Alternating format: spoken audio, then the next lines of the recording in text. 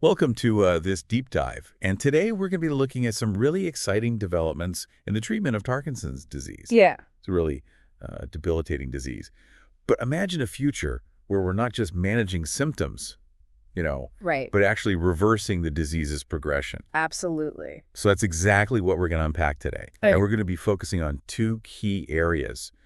A recent scientific publication about a phase 1 clinical trial using stem cell transplants, and then the innovative work being done at Health Integrative Medicine Center Okay. with exosome therapy. Interesting. So we'll be talking about reprogramming cells, Yeah. tiny repair signals, and a whole new approach to restoring function. It's going to be fascinating. Yeah, it really is a pivotal time for Parkinson's research. Right. For a long time, the focus has been on managing the symptoms, Right. which, as you know, arise from the degeneration of those crucial dopamine-producing neurons in the brain. And that loss of dopamine leads to the tremors, rigidity, and slow movements that are so characteristic of the disease. Exactly. Medications like levodopa can help replenish dopamine levels, Mm-hmm. but they only provide temporary relief and don't address the underlying cause of the neuronal loss. Right. That's where these new approaches come in, with the potential to actually protect and even regenerate those damaged neurons. So let's start with that clinical trial you mentioned. Okay. It sounds like something straight out of science fiction. Taking a patient's own stem cells, Yeah. reprogramming them into dopamine-producing neurons, and then transplanting them back into the brain. It's pretty remarkable. This trial is still in its very early stages, Okay. focusing on just a handful of patients. And the primary goal right now is to evaluate the safety and feasibility of the procedure. Yeah. What's encouraging is that they've been following these patients for over a year now, and so far the transplanted cells seem to be surviving and integrating into the brain. That's incredible. But this is a very invasive procedure. You're right. It is Yeah. a highly specialized procedure. Yeah. Which brings us to the work being done at Health Integrative Medicine Center. Okay. They're focusing on a less invasive method of harnessing the power of stem cells, specifically through something called exosomes. Okay, exosomes, those were mentioned in the article about the stem cell trial too. Yes. What exactly are they? Think of exosomes as tiny messengers released by cells, including stem cells. Okay. They're like little packages containing proteins, lipids, and even genetic material that can influence the behavior of other cells. So how do these tiny packages help with something as complex as Parkinson's? Well, what's really interesting is that these exosomes can cross the blood-brain barrier, which is a protective field that prevents many substances from entering the brain. Oh. This is a huge challenge for traditional drugs. Right.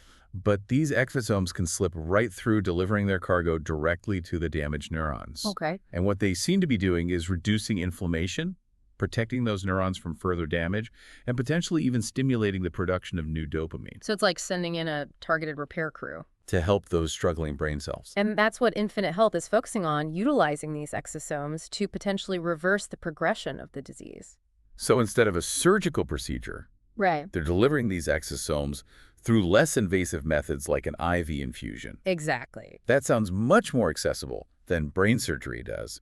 Using a less invasive delivery method compromise their effectiveness in any way? That's a great question, and it's something researchers are actively investigating. Yeah. There are certainly pros and cons to both approaches. Okay. Surgical implants allow for very precise targeting, but they come with the risks and complexities of brain surgery. Right. 4V delivery is less invasive, but it raises questions about whether the exosomes can reach their target in sufficient concentrations. So it's a trade-off between precision and accessibility. Mm. What's Dr. Goolsby, the longevity expert leading Infinite Health, Mm-hmm.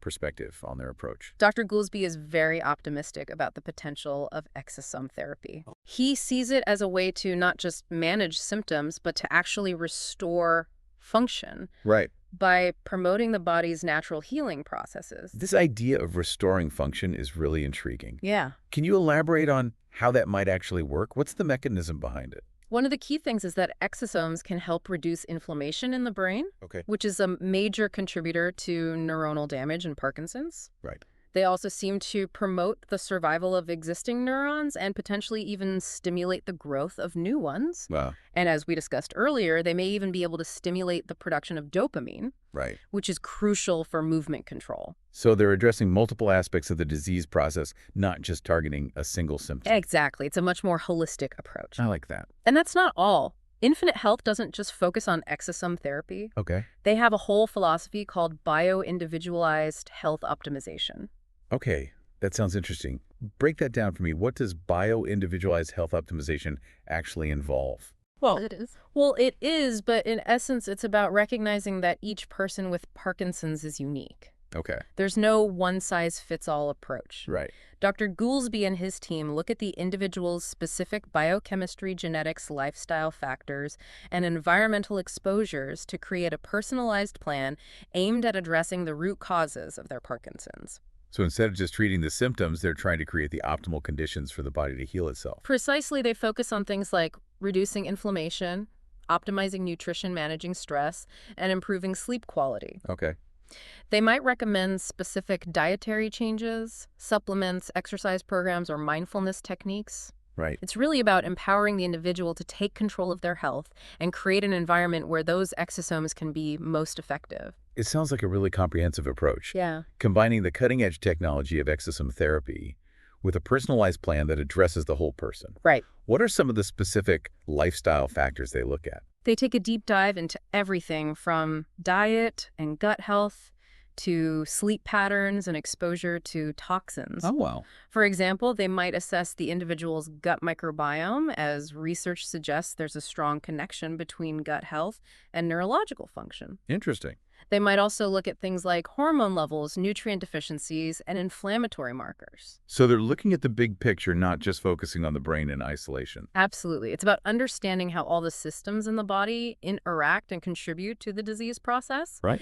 And by addressing these underlying imbalances, they can create an environment that's more conducive to healing and regeneration. It's a fascinating approach, but some listeners might be wondering, how does this all tie back to exosome therapy? Think of it this way. The exosomes provide the building blocks and signals for repair, Okay. while the bio-individualized plan creates the optimal environment within the body for those exosomes to do their job. If you're trying to repair a damaged building, it's not enough to just have the right materials. You also need a stable foundation and a supportive structure. That's a great analogy. Yeah. So Infinite Health is saying it's not just about injecting exosomes and hoping for the best. No. It's about creating the best possible conditions for them to be effective. Precisely. It's like providing the body with the tools it needs to heal itself and then creating an environment where those tools can be used most effectively. While we're talking about potential, I have to ask, are there any downsides or risks associated with exosome therapy? It all sounds pretty revolutionary. It's important to remember that exosome therapy is still a relatively new field. Okay. While the initial results are promising, more research is needed to fully understand its long-term effects and potential risks. What kind of risks are we talking about? Well, one potential concern is that exosomes are derived from living cells. Right? While they're rigorously screened and purified, there's always a theoretical risk of transmitting infectious agents or causing an immune reaction. It's also possible that exosomes could have unintended effects on other cells or tissues, even if they're targeted to specific areas. So like any new therapy, there are unknowns that need to be carefully considered. Exactly. And long-term monitoring of patients who receive exosome therapy is crucial to track any potential side effects and ensure its safety and efficacy over time. Right. It's important to approach any new medical treatment with a balanced perspective, acknowledging both the potential benefits and the potential risks. With all this talk of revolutionary treatments and a future where Parkinson's could potentially be reversed, are there any ethical considerations we should be thinking about? It's a great question. And while this specific research doesn't raise any direct ethical concerns, it is something we should always consider as these technologies continue to advance. Yeah. It's important to ensure that any new treatment is accessible to everyone and doesn't create or widen existing disparities in healthcare. It's like any powerful tool. It has the potential for great good, but also the potential for misuse. We need to be mindful of the broader societal implications as we move forward. Absolutely. It's a conversation we need to have as a society. We need to be asking ourselves, not just can we do this, but also should we do this? And how can we ensure that everyone benefits from these advancements? This deep dive has been incredibly informative, but it's also generated a lot more questions in my mind. I imagine our listeners are feeling the same way. It seems like we're on the verge of a major paradigm shift in how we approach health and disease. Moving away from simply treating symptoms to actually promoting healing and regeneration. It's an exciting time to be alive, wouldn't you say? And I believe we're just scratching the surface of what's possible with these new approaches. It really is exciting. It feels like we're rewriting the story of Parkinson's, Yeah. moving from a narrative of decline to a narrative of hope and possibility. Absolutely. But what does this mean for people living with Parkinson's right now? It's a source of realistic optimism. While these therapies are still in their early stages, the progress being made is truly remarkable for people who have been struggling with the limitations of traditional treatments. Right. This offers a glimmer of hope that their condition might not just be managed, but actually improved. That shift in perspective from managing to improving feels so significant. Yeah. It must be incredibly empowering for patients to know that there are researchers and clinicians out there dedicated to finding ways to not just alleviate their symptoms, Right. but to actually help them regain lost function. Absolutely. It's about giving people back their lives, helping them reclaim their independence and mobility, and allowing them to participate more fully in the things they love. And it's not just about physical function, it's about cognitive function as well. Mm. Parkinson's can have a significant impact on thinking and memory, and these new approaches have the potential to address those aspects as well. So it's really about improving quality of life on multiple levels. Exactly, and I think that's what makes this research so compelling. It's not just about extending lifespan, it's about enhancing the quality of those years. This has been an incredible deep dive, and I know our listeners are probably eager to learn more. What would you say to someone who's been diagnosed with Parkinson's and is looking for information about these new approaches? I'd say there's reason to be hopeful. We're seeing a convergence of scientific breakthroughs that are opening up entirely new avenues for treatment. It's important to talk to your doctor about these options and to explore resources like the Infinite Health website, which provides detailed information about their approach to exosome therapy and bio-individualized health optimization. And remember, knowledge is power. The more you understand about these emerging therapies, the better equipped you'll be to make informed decisions about your healthcare. That's so important, and it's not just about finding the right treatment, it's about finding the right team. Yeah. Look for healthcare providers who are knowledgeable about these new approaches, who are willing to listen to your concerns, and who are committed to working with you to create a personalized plan that addresses your unique needs. As we wrap up this deep dive, I'd like to leave our listener with one final thought. What if the future of treating neurodegenerative diseases isn't just about managing symptoms, but actually restoring lost function? Right. What if we could actually turn back the clock on these conditions and give people back the lives they thought they'd lost? That's a beautiful vision, and it's one that's becoming increasingly attainable as science continues to advance. It's a future worth striving for, and I believe we're on the right track.